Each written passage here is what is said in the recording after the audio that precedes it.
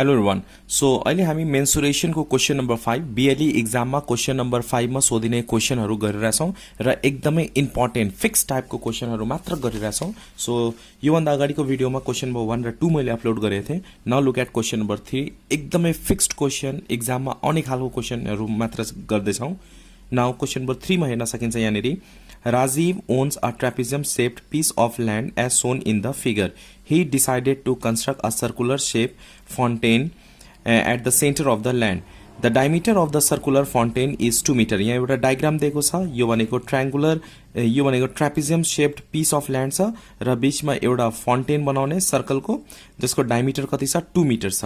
त्यसपछि नम्बर ए मा क्वेसनले के भनेको छ भने write the formula to calculate the area of circle. Area of सर्कलको फर्मुला लेख्नु पर्ने। So look at here properly number 3A। So first of all let's draw the diagram here. Trapezium खालको ल्यान्ड छ।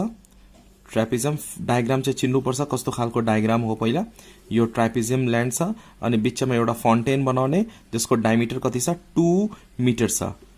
2 मिटर यहाँनिर 6 metre छ। Height of trapezium 3 metre अनि यहाँनिर 10 metre दिएको छ। After that you can see here number A मा क्वेसनले के भनेको छ write the formula to calculate area of circle. So area of circle, area of सर्कलको फर्मुला के हुन्छ पाई आर स्क्वायर और हामी लेख्न सक्छौं pi D square by 4। Radius दिएको बेला पाई आर स्क्वायर युज गर्ने, डायमिटर दिएको बेला pi D square by 4 use गर्ने। जुन युज गर्दा पनि हुन्छ। नभए डायमिटर दिएको छ भने डायमिटरलाई रेडियसमा कन्भर्ट गर्ने अनि पाई आर स्क्वायर फर्मुला युज गर्ने। ओके, नम्बर बी मा हेर्नुस्। क्वेसन नम्बर बी मा क्वेसनले के भनेको छ calculate the area of circular fountain. यहाँनिर यो सर्कुलर फाउन्टेन भनेको के हो, यहाँ वृत्ताकार फोहराको क्षेत्रफल। हामीले यहाँनिर नम्बर बी मा area of circular fountain find out गर्नुपर्ने। एरियाको फर्मुला हामीले थाहा नै छ। Area of circular fountain is equal to formula के हुन्छ पाई डी स्क्वायर बाई 4 किनभने यहाँ डायमिटर दिएको छ। Okay, so you can see diameter कति छ 2, त्यही भएर डी को प्लेसमा हामी के राख्ने 2 राख्ने। पाई भनेको के हो 22/7। सो 22 माथि राख्ने, तल के राख्नुपर्छ 7 राख्ने। ओके, 22/7 भयो।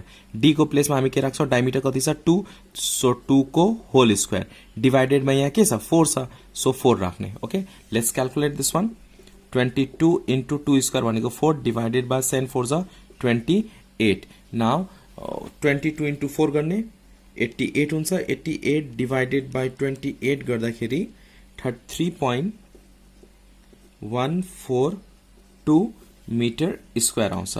सो एरिया अफ फाउन्टेन कति आएको छ 3.142 meter square.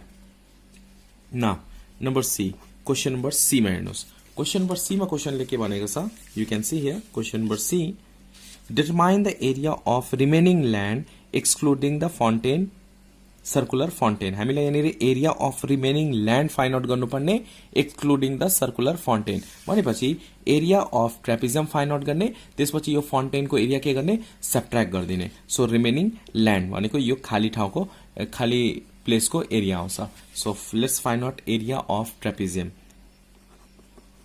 Area of trapezium, area of ट्रापेजियमको फर्मुला के हुन्छ A is equal to formula 1/2h A plus B. H भनेको हाइट, ए प्लस बी भनेको sum of parallel sides. So we can write here 1/2h। H भनेको के छ यहाँ height कति छ 3, so we have to write here 3 A plus B. A भनेको यहाँदेखि यहाँसम्म ए यो भयो यो बी भयो। Sum of parallel side 6 + 10, so we can write here 6 + 10। After that 1/2 into 3 into यो दुईटा एड गर्ने 6 + 10 16, सो 2 8 जा 16, 8 into 3 how much गया 24 meter square. So area of trapezium कति आएको छ 24 मिटर स्क्वायर। हामीले क्वेसनले के भनेको छ find the area of land excluding circular fountain. So we can write here area of land excluding circular fountain. So circular fountain बाहेकको area निकाल्नु पर्ने सो एरिया अफ ट्रापिजम कति आएको छ 24 so we have to write it 24 meter square minus area of circular fountain कति आएको छ 3.142 meter square. Just subtract this two. We get how much? 24 minus this. Minus 24 गर्दाखेरि कति आउँछ 20.857 meter square. So area of land excluding circular fountain कति आएको छ 20.857 meter square. Okay, now look at question number D. Question number D मा क्वेशनले के भनेको छ यहाँ मजाले हेर्नु होला question. Rajiv is planning to put a decorative fence around the entire piece of land. यो land कस्तो छ यहाँनिर ट्रापिजियम जस्तो छ. अब यो ट्रापिजियमको चारतिर के गर्छ फेन्स लगाउने वार यहाँनिर के भनेको छ पूरा जमिनको टुक्रा वरिपरि के लगाउने छ बार लगाउने रे. अब बार लगाउँदाखेरि he has 25 metre of fencing wire. उसँग कति मिटर तार छ 25 मिटर तार छ. अब क्वेशनले के भनेको छ provide your answer along with a reason whether this amount of wire is sufficient. उसँग 25 मिटर वायर छ. अब त्यो 25 मिटर वायर सफिसिएन्ट हुन्छ कि हुँदैन वार लगाउँदाखेरि यो ट्रापिजियम ल्यान्डमा. त्यसको लागि हामी के निकाल्छौं पेरिमिटर निकाल्छौं. अब यो ट्रापिजियम ल्यान्ड छ. अब चारतिर के गर्ने तार लगाउने रे ओके फेन्स लगाउने. अब फेन्स लगाउनु भनेको पेरिमिटर निकाल्नु हो. अब यहाँ पेरिमिटर भनेको सम अफ अल साइड हुन्छ. यहाँ 6 छ यहाँ 3 छ यहाँ 10 छ यो छैन. अब यो हामी निकाल्छौं. यो कसरी निकाल्ने हो एउटा लाइन परपेन्डिकुलर लाइन ड्र गरेर. यो परपेन्डिकुलर लाइन ड्र गर्दाखेरि माथि 6 छ यहाँदेखि यहाँसम्म 6 छ भने यहाँ पनि के हुन्छ 6 नै हुन्छ यो ओके. यो 3 छ भने यो पनि के भयो 3 नै भयो. अपोजिट साइड्स इक्वल हुन्छ. यो 3 छ भने यो यहाँदेखि यहाँसम्म कति भयो 3 नै भयो. टोटल 10 यहाँदेखि यहाँसम्म 6 छ भने यहाँदेखि यहाँसम्म कति हुन्छ 4 हुन्छ. यस यो 90 डिग्री भयो. टोटल 10 छ यहाँदेखि यहाँसम्म कति भयो 6 छ भने रिमेनिङ कति हुन्छ 4 हुन्छ. अब हामीले यो फाइन्ड आउट गर्नुपर्ने. त्यसपछि this plus this plus this plus this गर्छौं. अब यो फाइन्ड आउट गर्न इन फ्रन्ट अफ 90 डिग्री यो के हुन्छ h हुन्छ. यो p र b h को फर्मुला के हुन्छ number d h is equal to के हुन्छ root under p square plus b square h p p भनेको के भयो यहाँदेखि यहाँसम्म 3 छ. So we can write here 3 square plus b भनेको 4 4 स्क्वायर 3 स्क्वायर भनेको के हुन्छ 9 4 square 16 9 plus 16 25 is equal to 5 meter. So यो कति आयो 5 meter आयो. So 5 we can write here 5. अब हामीलाई पेरिमिटर निकाल्ने वायर लगाउनु भनेको चारतिर लगाउनु हो. So we have to find out perimeter. अब 3 plus 10 plus 5 plus 6. So perimeter of land निकालौं. Perimeter of land. Perimeter of land भनेको sum of all side 3 plus 10 plus 5 plus 6. So we can write here 3 plus 10 plus 5 plus 6 यो add गरिदिने कति हुन्छ यो add गर्दाखेरि 10 plus 5 15 15 plus 6 कति भयो 21 21 plus 3 24. So we can write 24 metre. अब क्वेशनले यहाँ के भनेको छ look at here once again question number D. राजीवसँग he has 25 metre of fencing wire. राजीवसँग कति मिटर अफ वायर छ 25 मिटर. तर हामीलाई कति मिटर वायर चाहिएको छ 24 metre to fence the land trapezium land. So we can write here therefore 24 meter of yani question 25 meter wire enough छ कि छैन भनेको छ.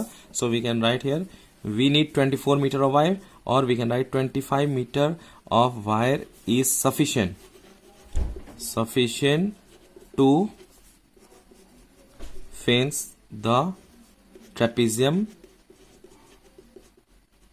ल्यान्ड. हामीले त कति चाहिएको छ 24 मिटर भए पुग्छ. तर राजीवसँग कति छ 25 मिटर छ. So 25 metre is sufficient to fence the land. Okay hope you understand this question number 3 जुन चाहिँ क्वेशन नम्बर बीएलई एक्जाममा क्वेशन नम्बर 5 मा सोधिने गर्छ. ओके एकदमै इम्पोर्टेन्ट क्वेशन है. Now look at next question number 4. Question number 4 मा सोधिएको छ यहाँनिर Aradhya has a land of parallelogram shaped having base 8 meter and height 6 meter. Okay, आराध्यसँग एउटा ल्यान्ड छ प्यालोग्राम शेप्ड को जसको बेस 8 मिटर छ. यहाँ डायग्राममा पनि हेर्न सकिन्छ. अटर पार्ट यो 8 मिटर चाहिँ बेस हो अनि 6 सेन्टिमिटर चाहिँ हाइट छ.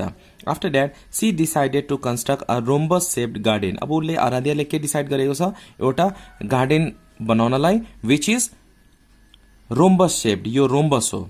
Okay, after that you can see here the longer diagonal of the rhombus is 6 meter and the shorter diagonal is 4 meter.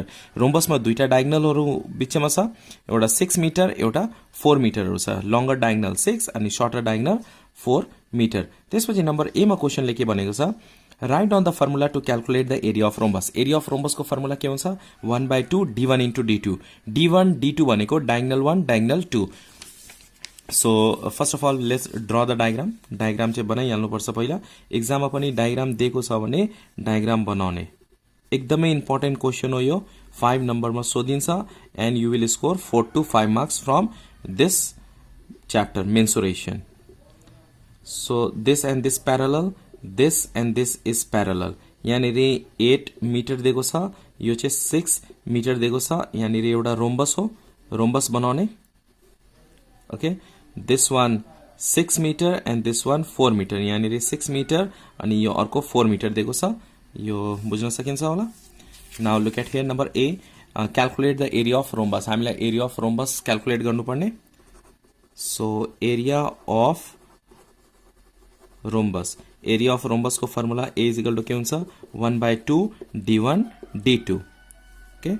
Now look at number B.